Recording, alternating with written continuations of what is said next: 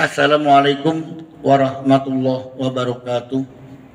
Alhamdulillahirabbil alamin. Puji syukur kita panjatkan kehadirat Ilahi Rabbi atas karunia nikmat iman dan Islam. Saudaraku, kita ketemu kembali pada episode kedua, kualitas orang yang berpuasa. Orang yang berpuasa didasari dengan iman, mengharap ridha Allah, Allah akan mengampuni segala dosa-dosa tahun yang lalu. Ini hadis Rasulullah. Man shoma ramadhana imanan wa ihtisaban ghufira lahu ma taqaddama min dambi. Saudaraku, berarti di sini ada satu perubahan karakter. Artinya apa? Sebelum Ramadan kita merasa ada sesuatu hal, kegelisahan hati karena banyak salah dan dosa. Kita Ramadan adanya sebuah perubahan, harapan ingin berbuat baik, harapan ingin mendapatkan pahala, harapan ingin sukses dalam Ramadan, ingin mendapat harapan gelar takwa. Nah, berarti ada satu hal, perubahan. Jadi kualitas manusianya akan ada perubahan. Kalau dulu misalkan kita melakukan sesuatu melanggar aturan Allah, berbuat dosa, di Ramadan ini diubah. Nah, disinilah satu konsep bagaimana di dalam Islam, di dalam Islam menjadi satu sistem ajaran yang memuliakan manusia. Yang manusia itu pada hakikatnya adalah tidak beda dengan binatang, cuma hanya diberi akal pikiran, diberi hati, kepekaan perasaan. Nah, di sini ketika hati dan perasaan itu mati, hatinya kosong, tanpa ada hidayah, petunjuk, tanpa ada nilai-nilai agama, dalam hal ini adalah Quran, maka dialah bukan dikatakan manusia. Allah sudah jelas menyatakan, Allah membacakan Al-Quran, memberikan hidayah, petunjuk Quran kepada orang. Tapi orang itu nggak mau, malah ngambil konsep doktrin ajaran lain. Misalkan kita belajar ke Amerika, belajar ke Eropa, ada sebuah konsep, sebuah ajaran di mana bagaimana manusia itu mengatur hidupnya. Demikian juga misalkan belajar ilmu dari negara-negara komunis, sosialis, dia belajar. Kemudian dia pulang dari Eropa dan negara-negara komunis, kemudian pulang ke negerinya. Dia kemudian dia malah mengamalkan ajaran komunis, sosialis, mengamalkan ajaran liberalis. Berarti hatinya cenderung kepada doktrin ajaran itu.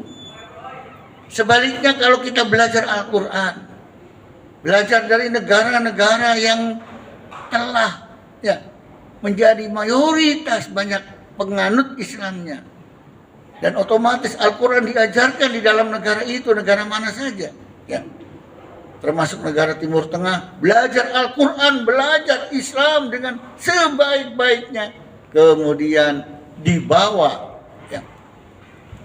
ilmu Islam itu ke negaranya, pulang ke kampungnya, dan diamalkan Al-Quran itu. Beda.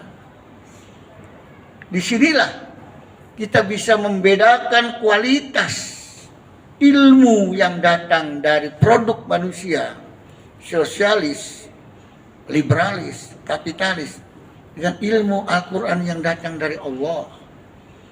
Makanya Allah itu walau syi'na la rafa'nahu biha walakinnahu akhlada ilal adi wattaba'al hawa wa masaluhu kamasalil kalb in tahmil alaihi yalhas aw tatruku yalhas. Al-ayat.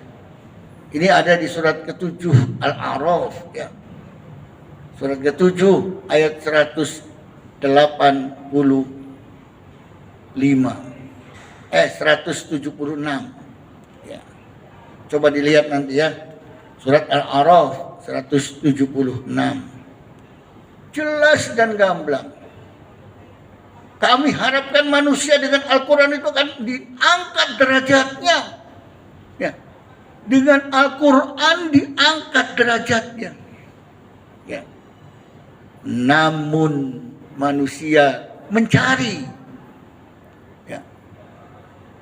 yang lain, mengikuti kehidupan dunia, mengikuti hawa nafsunya, wattaba'u hawa. Orang yang lari dari Al-Quran, mencari kehidupan dunia, meninggalkan Al-Quran, padahal Al-Quran menganggap dirinya derajatnya diangkat. Dia nggak mau, kata Allah, seperti kamasalil kalb, seperti anjing. Ya, jadi orang tanpa petunjuk Al-Quran, tanpa petunjuk Allah, lari dari Allah, mencari kehidupan dunia, mengikuti bisikan setan, itulah seperti ya, seperti anjing. Ini yang ngomong Allah. Allah berfirman di dalam Al-Quran. Bahkan di ayat yang 179-nya surat Al-A'raf itu, ulaika kal an'am, seperti binatang ternak, balhum adall, lebih sesat. Nah, disinilah puasa yang kita kerjakan dengan penuh kesadaran dan ketaatan, banyak membaca Quran, lihat artinya apa maksudnya, masukkan ke dalam hati kita diinstal dengan Al-Quran. Kemudian kita akan punya program Al-Quran dalam kehidupan, mengamalkan ayat demi ayat yang kita pahami, ya, yang kita bisa kerjakan, sehingga bisa mendulang pahala banyak di Ramadan ini. Insya Allah puasa kita akan berkualitas dibandingkan dengan kita sebelum berpuasa, sehingga harapan dosa-dosa kita diampuni. Berharap juga kita menuju kepada manusia yang bertakwa yang diharapkan oleh Allah. Demikian saudaraku, mari kita kembali bagaimana kita ini yang menjadi manusia.